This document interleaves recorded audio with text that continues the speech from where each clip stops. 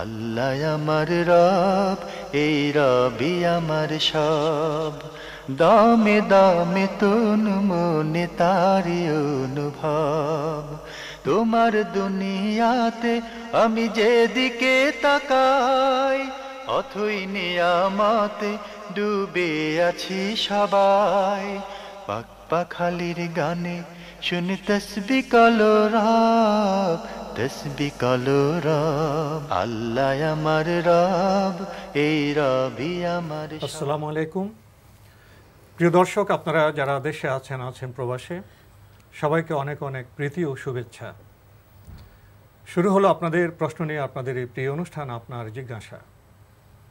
আপনাদের সাথে আছি আমি জয়নুল আবেদিন আজাদ। আজকেও আপনাদের প্রশ্নের জিজ্ঞাসার জবাব দিচ্ছেন বিশিষ্ট আলেম ডক্টর মোহাম্মদ সাইফুল্লাহ। আসসালামু আলাইকুম ওয়া রাহমাতুল্লাহি ওয়া বারাকাতুহু।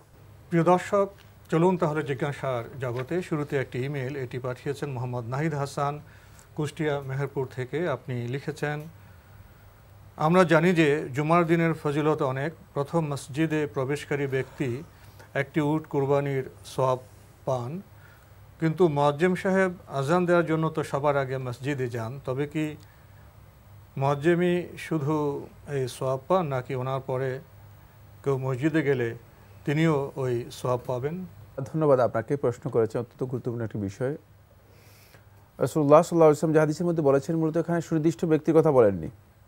ফিসাআতিল উলা, প্রথম ঘন্টায় যারা প্রবেশ করবে তারাই এই ফজিলতটুকু পাবে, প্রথম দিকে যারা প্রবেশ করবে। জি, সুতরাং এখানে মুয়াজ্জিনও অন্তর্ভুক্ত হবে। আবার যারা এই সময়ের মধ্যে মানে জুমার জন্য আসবে তারাও এর মধ্যে অন্তর্ভুক্ত হবে। তবে কোনো সন্দেহ নেই, মুয়াজ্জিন যদি আগে যান তাহলে তিনি তো আগে এই ফজিলত পাবেনই। তার সাথে মূলত যারা ওই সময়ের মধ্যে আল্লাহর ঘরে প্রবেশ করবে জুমা আদায় করার জন্য, তারাও এই ফজিলতটুকু পাবে। জুমার প্রথম প্রহরে যারা প্রথম প্রহরে আসবে, জি। তাহলে এটা একটু ব্যাপকই আছে।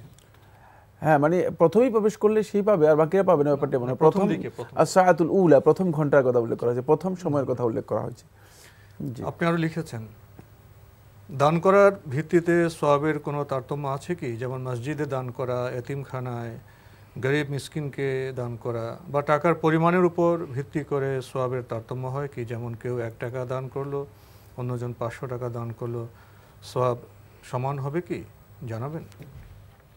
দানের ভিত্তিতে সওয়াবের তারতম্য হতে পারে। সদকা জারিয়া আর সদকা জারিয়া নয়, এর মধ্যে পার্থক্য রয়েছে। আবার আপনি 1 টাকা দান করলেন আর 100 টাকা দান করলেন, এর মধ্যে পার্থক্য রয়েছে। সুতরাং এগুলো সবগুলোর মধ্যেই মূলত সওয়াবের তারতম্য রয়েছে, পার্থক্য রয়েছে। কোনো ব্যক্তি 1 লক্ষ টাকা দান করতে পারে, আবার আরেকজন ব্যক্তি 1 টাকা দান করতে পারে। হতে পারে যে তার 1 টাকা 1 লক্ষ টাকার চেয়ে সওয়াব বেশি হতে পারে, যদি তার মানে সে অবস্থা যে সে তার কাছে 5 কোটি টাকা আছে, 2 টাকা আছে, 1 টাকা দান 5 কোটি টাকা থেকে 5000 দিলেন, জি। আর যার 5000 আছে তিনি 2000 দিলেন। পার্থক্য ওই ব্যক্তি অঙ্ক পরিমাণ কম হতে পারে, কিন্তু তার মূল সম্পদের পরিমাণ তো বেশি দিয়েছে, জি। এবং সেটা নির্ভর করছে মূলত আল্লাহর বান্দারা আল্লাহ রাব্বুল আলামিনের কাছে মানে তার সন্তুষ্টির জন্য কিভাবে দান করেছেন এটার উপর। এবং আল্লাহ সুবহানাহু ওয়া তাআলা তো বান্দার অন্তরের মধ্যে কি আছে সব জানেন। তাই বান্দার অবস্থা, তার অন্তর, মানে তার সম্পদের প্রতি ভালোবাসা, সম্পদের প্রয়োজনীয়তা ইত্যাদি সবগুলো মিলিয়ে আল্লাহ সুবহানাহু ওয়া তাআলা বান্দাদেরকে সওয়াব কাউকে বেশি দিবেন, কাউকে কম দিবেন। এবং আল্লাহ রাব্বুল আলামিন এই সম্পর্কে ভালো জানেন। এটি বান্দা বলতে পারবে না যে আসলে কতটুকু সওয়াব সে লাভ করতে পারে। বান্দার নিয়তের ব্যাপারটা আছে, জি। উনি আবার একটু সুনির্দিষ্টভাবে জানতে চেয়েছেন যে আপনি শুরুতে বলেছিলেন যে সাদকা জারিয়ার দানের ব্যাপারটা একরকম। তো এই 3টি বিষয়, মসজিদে, এতিমখানায় আর গরিব মিসকিনকে, এই 3টার মধ্যে কেমন তারতম্য? বলে দিয়েছি, জি। সেটা হলো সদকা জারিয়া যদি হয়ে থাকে তাহলে অবশ্যই মানে এর ফজিলত বেশি হবে। যেমন মাদ্রাসায় মানে এতিমখানায় যদি আপনি মানে দান কন্টিনিউ করেন, মসজিদেও তো কন্টিনিউ করেন, এই জন্য তাহলে সদকা জারিয়ার মধ্যে আসবে। আর ফকির মিসকিনদেরকে দিলে আপনি শুধু দান হিসেবে আসবে, এটা সদকা জারিয়ার মধ্যে অন্তর্ভুক্ত হবে না। প্রিয় দর্শক, আমরা খুবই গুরুত্বপূর্ণ বিষয়ে অবগত হলাম। এবার আমাদের হাতে একটি ইমেল, এটি পাঠিয়েছেন খালেদা বেগম। বোন, আপনি তো ইংরেজি হরফে বাংলায় ইমেলটি করেছেন, চেষ্টা করছি পড়তে। আমার আব্বা অসুস্থ, আমরা 2 বোন 3 ভাই। আমার আব্বা জীবিত থাকা অবস্থায় আমাদের ভাই বোনের মধ্যে সম্পত্তির বিষয়ে ভাগ বটোয়ারা করে যেতে চাচ্ছেন না, বা কোনো ওসিয়ত করে যেতে চাচ্ছেন না। এতে কি তার মৃত্যুর পরে যদি তার সম্পদ নিয়ে আমাদের ভাই বোনদের মধ্যে কোনো রকম সমস্যা হয়, তাতে আমার আব্বা কোনো গুনাহ হবে? ধন্যবাদ, অত্যন্ত গুরুত্বপূর্ণ প্রশ্ন করেছেন। সেটা হচ্ছে যে আপনার আব্বা জীবদ্দশায় তিনি তার সম্পদের মধ্যে যারা ওয়ারিস বা উত্তরাধিকার আছে তাদের মধ্যে বন্টন করতে চাচ্ছেন না, এটাই বিধান, এটাই তো ঠিক। এটাই ঠিক। জি, মৃত্যুর পরেই উত্তরাধিকারের মধ্যে বন্টন হবে। হ্যাঁ, মৃত্যুর পর ছাড়া ওয়ারিস সাব্যস্ত হয় না। এর সাব্যস্ত হওয়ার জন্য সমস্ত ওলামায়ে কেরামের ঐক্যমতে ফিকহুল ইসলামীতে একটি শর্ত করা হয়েছে, সেটা হচ্ছে যে মানে তায়াক্কুনুল মৌত, মানে ওই ব্যক্তির মৃত্যু নিশ্চিত হতে হবে। শুধু মৃত্যু মানে মৃত্যু একেবারে নিশ্চিত হবে, যেমন হারিয়ে গিয়েছে, কোথায় মানে মনে করেন গুম হয়ে গিয়েছে, অথবা কোথাও গিয়েছে আর ফিরে আসে নাই, এমন অবস্থায় মানে ওয়াজিব হচ্ছে তায়াক্কুনুল মৌত, তার মৃত্যুটা নিশ্চিত হতে হবে, তারপর উত্তরাধিকার সাব্যস্ত হবে, অপেক্ষা করতে উত্তরাধিকার সাব্যস্ত হবে। তাই তিনি যেটা করছেন এটাই শুদ্ধ।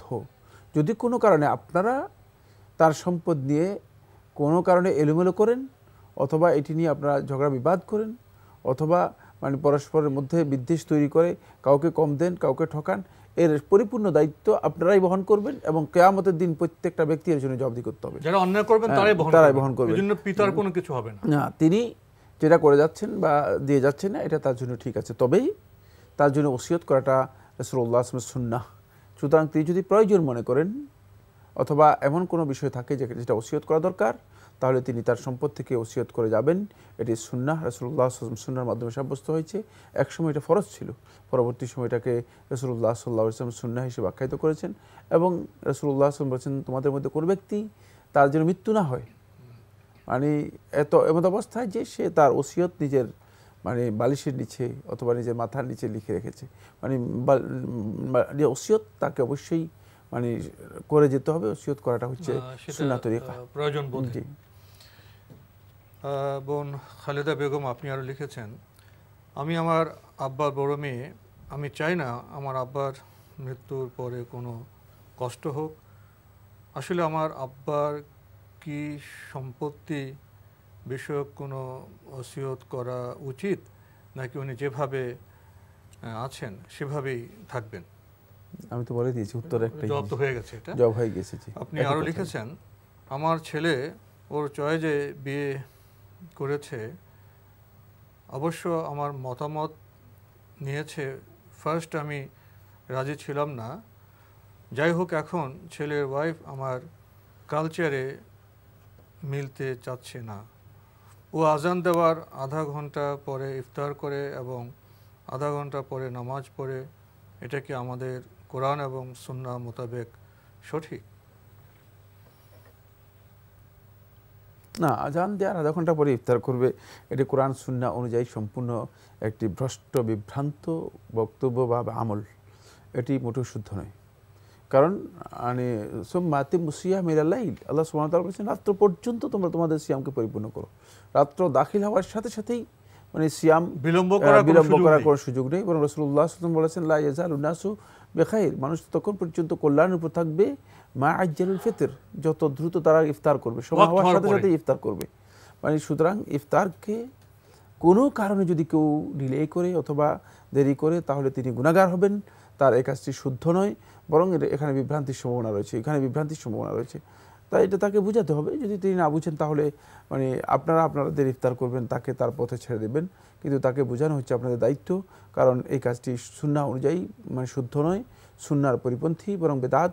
বরং উলামায়ে কেরামদের মধ্যে কেউ কেউ বলেছেন যে এটি বেদাতও নয় শুধু, বরং এটা একটা বিভ্রান্তি দলালা। আর নামাজটা আধা ঘন্টা পরে, এটা তো প্রয়োজনত আধা ঘন্টা পরে হতেই পারে না, নামাজও আধা ঘন্টা পরে পড়বে কেন? ইচ্ছাকৃতভাবে যদি আধা ঘন্টা পরে পড়ে, তাহলে তখন নামাজের ওয়াক্ত থাকে, সেটা বলছি। না, নামাজ ইচ্ছাকৃতভাবে ডিলে করবে না, যদি প্রয়োজন থাকে সেই মাসালা ভিন্ন, প্রয়োজনের জন্য এই মাসালা আসবে না। আমাদের হাতে আরো একটি ইমেল,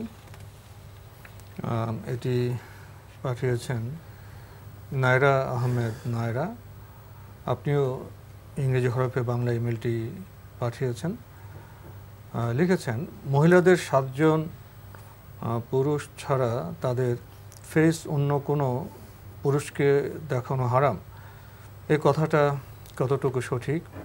আর যদি সঠিক হয়, তাহলে হজে গেলে অনেক মহিলার ফেস ওপেন থাকে, সেটা কি একবারও কোনো পুরুষের চোখে পড়ে না, তাতে কি কোনো পাপ হয় না?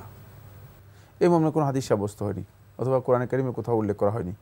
সুতরাং এটি কারো ইজতিহাদ, ব্যক্তিগত ইজতিহাদ হতে পারে, এটি হাদিসের মাধ্যমে বা কোরআনের বক্তব্যের মাধ্যমে সাব্যস্ত হয়নি। তবে মহিলাদের হিজাবের কথা বলা হয়েছে। হিজাব হচ্ছে মহিলারা মানে বেগানা পুরুষ থেকে নিজেকে সম্পূর্ণরূপে পর্দা করবে এবং দূরে থাকার জন্য চেষ্টা করবে। মহিলাদের ইসলামী শরিয়ার মধ্যে হিজাব এবং সতর এই দুই নিয়ে দীর্ঘ একটি আলোচ্য বিষয় রয়েছে। এই বিষয়ের উপর আপনি শেখ আব্দুল আজিজ আব্দুর রবিন বাজ রহমতুল্লাহ লেখা নারীর পর্দা বা ইসলামী পর্দার বিধান, এই বইটি বিস্তারিত দেখে নিতে পারেন, তাহলে আপনি সবচেয়ে বেশি উপকৃত হবেন। আল্লাহ আমার রব, এই রবি আমার সব। আল্লাহ আমার রব, এই রবি আমার সব।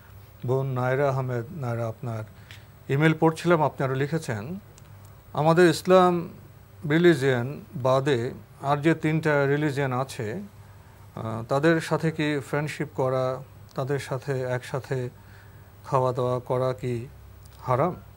ফ্রেন্ডশিপ বলতে কি বোঝাচ্ছেন তার উপর নির্ভর করছে। যদি ফ্রেন্ডশিপ বলতে বোঝা যায় একান্ত আন্তরিক সম্পর্ক তৈরি করা, তাহলে এটি হারাম। আল্লাহ রাব্বুল আলামিন কঠিনভাবে কোরআনে কারীমে নিষেধ করেছেন, ওয়ালা তাত্তাখিযুল ইয়াহুদা ওয়ান নাসারা আউলিয়া বা'দুহুম আউলিয়া বা'দ। কোরআনে কারীমে আল্লাহ সুবহানাহু ওয়া তাআলা ইরশাদ করেন যে তোমরা ইহুদি এবং খ্রিস্টানদেরকে তোমাদের বন্ধু, অত্যন্ত অন্তরঙ্গ বন্ধু হিসেবে গ্রহণ করো না, বরং তারা পরস্পর বন্ধু, পরস্পর সহযোগী। তারা তোমাদের সাথে শুধুমাত্র লৌকিক বা বাহ্যিক সম্পর্ক তৈরি করবে, কারণ তারা চেষ্টা করবে তোমাদেরকে ঈমান থেকে বিচ্যুত করে আবার তাদের অনুসারী তৈরি করার জন্য অথবা তাদের দ্বীনের অনুসারী তৈরি করার জন্য। তাই এটি সরাসরি মানে অন্তরঙ্গ বন্ধু হিসেবে গ্রহণ করা, ফ্রেন্ডশিপ যেটাকে বলে সেটা গ্রহণ করা জায়েজ নেই। কিন্তু সৌজন্যতা ইসলামে জায়েজ। সামাজিক সম্পর্ক, সৌজন্যতা, লেনদেন, আচার আচরণে সেগুলো জায়েজ রয়েছে এবং এগুলো ইসলাম নিষেধ করেনি কখনো। সৌজন্যতা বলতে বোঝায় যেটা, সেটা হলো আনুষ্ঠানিক যে সমস্ত সৌজন্যতা রয়েছে, অফিসের সৌজন্যতা রয়েছে অথবা প্রতিবেশী হিসেবে যে সৌজন্যতা রয়েছে, এগুলো ইসলামী শরীয়তের মধ্যে জায়েজ, এগুলো ফ্রেন্ডশিপের মধ্যে আসে না। বাকি কোনো অবস্থাতেই মানে অন্য ধর্মের অনুসারী হওয়ার কারণে তাদের সাথে দুর্ব্যবহার করা জায়েজ নেই। যেমনিভাবে একজন মুসলিমের সাথে দুর্ব্যবহার করা জায়েজ নেই বা তার সাথে কোনো কারণে তার সম্মানহানি করা জায়েজ নেই, তার সম্পদ নষ্ট করা জায়েজ নেই, তাকে হত্যা করা জায়েজ নেই, ঠিক তেমনিভাবে এদেরও যেহেতু একই রাষ্ট্রে মানে বসবাস করছে, সেক্ষেত্রে তাদের কোনো অবস্থাতেই সম্মানহানি করা জায়েজ নেই, সম্ভ্রম নষ্ট করা জায়েজ নেই, সম্পদ বিনষ্ট করা তো বক্ষণ করা জায়েজ নেই অন্যায়ভাবে, এবং তাদেরকে হত্যা করাও জায়েজ নেই, এটা খেয়াল রাখতে হবে। অন্যায় অবিচারও করা যাবে না, অমানবিক আচরণও করা যাবে না। বোন আপনি আরও লিখেছেন, মহিলারা কি তাদের ফরজ নামাজ পুরুষদের মতো জোরে সাউন্ড করে পড়বে? কোয়েশ্চেনগুলো রাইট অ্যান্সার পেলে উপকৃত হব। একই কথাই, ফরজ সালাতগুলো যেগুলোর মধ্যে কেরাত জাহরি রয়েছে, মানে আওয়াজ করে কেরাত পড়া রয়েছে, সেগুলোতে মহিলারা আওয়াজ করে কেরাত পড়তে কোনো অসুবিধা নেই। শর্ত হচ্ছে খেয়াল রাখবে যাতে ভিন্ন পুরুষ তাদের কেরাতের আওয়াজ না শুনতে পায়। ঘরের মধ্যে পড়লে যদি বাহিরে শোনা না যায় তাহলে আওয়াজ করে পড়তে কোনো অসুবিধা নেই, জায়েজ রয়েছে, পড়তে পারবে। ঘরের যারা সদস্য তারা শুনলে অসুবিধা আছে? ঘরে যদি ভিন্ন পুরুষ থাকে, বেগানা পুরুষ থাকে সদস্য, তাহলে বাবা বা ছেলে ভাই এদের শুনলে অসুবিধা না, কোনো অসুবিধা নেই। আরও একটি ইমেল, এটি পাঠিয়েছেন মোহাম্মদ আব্দুল সালাম সাতকানিয়া চট্টগ্রাম থেকে। আপনি লিখেছেন, আমার আপনাদের অনুষ্ঠান অনেক ভালো লাগে, আমার কিছু প্রশ্ন রয়েছে। এক, খাতমে খাজেগান দোয়াটির কার্যকারিতা কতটুকু? এই খাজেগান মানে তারপরে খতমে নারিয়া, খতমে জালালি ইত্যাদি যে খতমগুলো আমরা নিজেরা আবিষ্কার করেছি, এগুলোর জন্য আমরা যথেষ্ট কার্যকারিতা, যথেষ্ট উপকারিতা, যথেষ্ট ফজিলত আমরা নিজেরা তৈরি করেছি। এগুলো সব আমাদের নিজেদের তৈরি করা। আল্লাহ এবং তার রাসূল সাল্লাল্লাহু আলাইহি ওয়াসাল্লাম এগুলোর কোনো কার্যকারিতা সম্পর্কে কোনো বর্ণনা, কোনো হাদিস উল্লেখ করেনি, বরং এগুলো হাদিসের মধ্যেই আসেনি। তাই ইমানদার মুসলিমগণ এ ধরনের জিনিস বিশ্বাস করার কোনো সুযোগ নেই। যাদের ইমানের মধ্যে দুর্বলতা রয়েছে অথবা আমলের মধ্যে দুর্বলতা রয়েছে, তারাই মূলত এগুলো বিশ্বাস করবে, কারণ এগুলো একান্ত জালিয়াতি ছাড়া আর কিছুই নয়। জালিয়াতি ছাড়া আর কিছুই নয়, মানে কারাকে বা কারা গবেষণা করেছে, ব্যক্তিগত মন গড়া তৈরি করা বিষয়, এগুলো অনুসরণ করা আমাদের জন্য হারাম। যেহেতু কোরআনে কারীম স্পষ্ট করে বলেছেন, ওয়ালা তাত্তাবি আহওয়া আল্লাযিনা লা ইয়ালামুন, যারা জানে না তাদের প্রবৃত্তির মন গড়া কথাগুলো, কাজগুলো তোমরা অনুসরণ করবে না। এগুলো আমরা অনুসরণ করতেই পারি না। তাহলে আমাদের মাসনুন দোয়াগুলি পড়তে হবে, সুতরাং সুন্নাহসম্মত যে সমস্ত আমল রয়েছে সেগুলো আমাদের জন্য সুন্নাহ, সেগুলো আমরা করব। বাকি এই খাজে গান, তারপরে ওই সেই আরো কত মানে প্রায় মানুষ শতাধিক বানানো খতম রয়েছে, তো এগুলো মানে সবগুলো তৈরি করা এবং কত কত বানাবে আর, যেহেতু সুন্নাহ দ্বারা সাব্যস্ত হয়নি এই সমস্ত আমল একেবারেই বেদাতি কর্ম, এগুলো থেকে আমাদেরকে দূরে সরে আসতে হবে। আমাদের সমাজে তো কোনো ভাই খাঁটি জিনিস পেলে নকল জিনিসে যান না, তাহলে আমরা খাঁটি যে দোয়া আছে সেগুলি সেদিকে না গিয়ে আমরা নকলের দিকে যাচ্ছি, এটা তো নিজেদের ঠকাচ্ছি আমরা। এদিক থেকে তো আমাদের ফিরে আসা উচিত। ওই যে আমরা বিভ্রান্ত হচ্ছি নিজেরা, কারো হয়তো কেউ বলেছেন যে এটাতে অনেক ফজিলত রয়েছে, মানে আমরা শোনা কথা, সেই শোনা কথার উপর, এবং এই ফজিলত কিন্তু নিজে আবিষ্কার করেছে, কোথাও আসেনি, হাদিসের মধ্যে আসেনি, কোথাও আসেনি।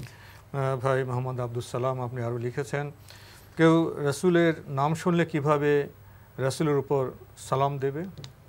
সাল্লাল্লাহু আলাইহি ওয়াসাল্লাম বলতে পারেন, আল্লাহুম্মা সাল্লি ওয়া সাল্লিম ওয়া বারিক আলাইহি বলতে পারেন, যেমন আল্লাহুম্মা সাল্লি আলা মুহাম্মদ ওয়া আলা আলি মুহাম্মদ ওয়া আলা আলিহি ওয়া সাহবিহি ওয়াসাল্লাম বলতে পারেন।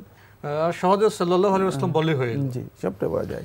সবশেষে ভাই আপনি লিখেছেন, ছেলের আকিকার জন্য একটা গরু জবাই করলে হবে কি, নাকি দুইটা জান জবাই করতে হবে?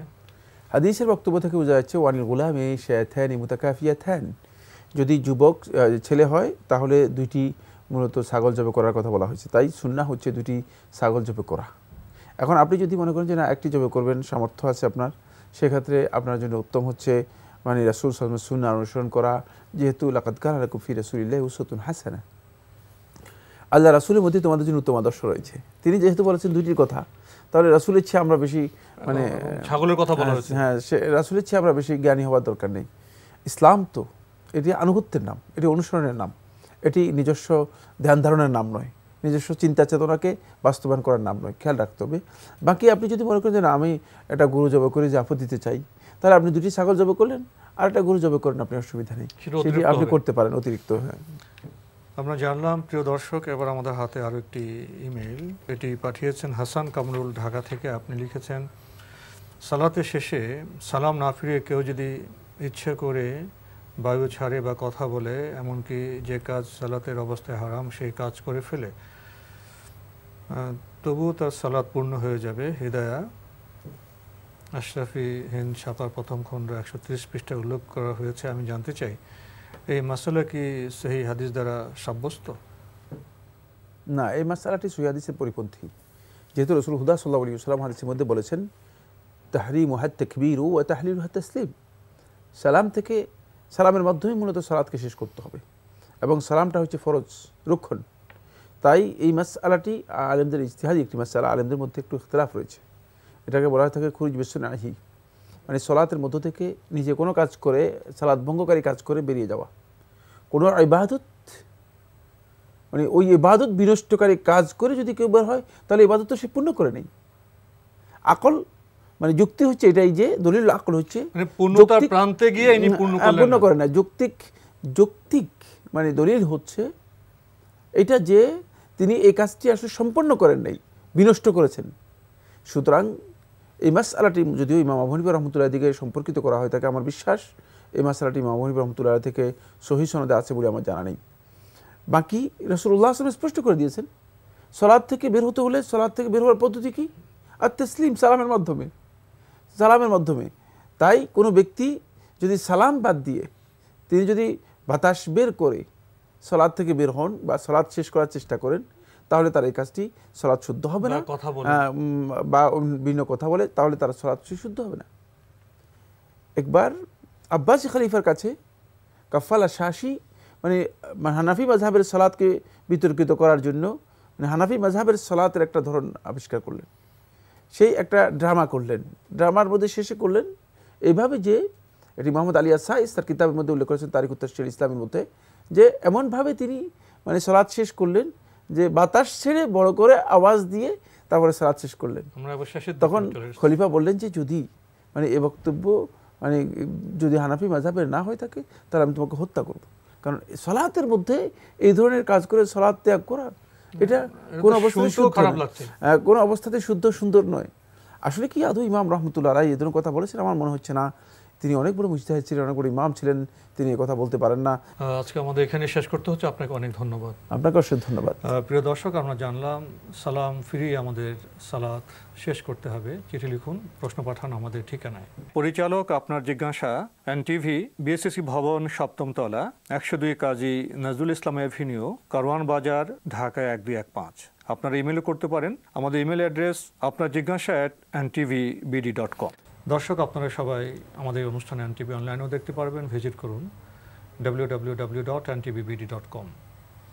দর্শক, আপনারা সবাই নিরাপদে থাকুন, থাকুন শান্তিতে। আসসালামু আলাইকুম। আমার রব, এই রবি আমার সব, দামে দামে তন মনে তারি অনুভব। তোমার দুনিয়াতে আমি যেদিকে তাকাই, অথই নিয়ামতে ডুবে আছি সবাই। পাক পাখালির গানে শুনি তসবিহ কলরা।